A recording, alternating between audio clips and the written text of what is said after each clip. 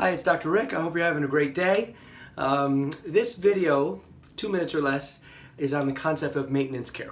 So often when you begin care, the question is, you have something going on, and I often start by asking, so hey, when you feel really awesome, how often should you come? How often should you be coming? And the question of how often you should be coming is not to just not have symptoms or to have your body telling you something's wrong. How often should you come to be awesome?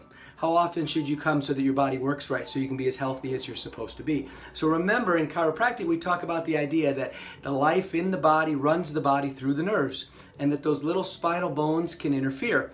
If you're waiting for those little spinal bones to interfere, to come in because I'm hurting or because I'm not right or something is, quote, out, I want you to think of a different approach. I want you to come twice a month. I want you to come once a month. Some families come every week. We have plans for that to make it easy. Maybe your insurance will cover it, but we have plans to make it easy. Maybe as little as $25 a month so you can do maintenance and stay really well. Now the question is, will I never have a problem ever again if I do that? No, but what we find is that your problems are less intense and they don't last nearly as long if you're doing some care throughout the year. So maybe if you're in this boat, maintenance care, spend a few minutes thinking about how often should I come if I really want my body to work right so I can be as healthy as I need to be. A lot of people come up with a number about twice a month or about once a month.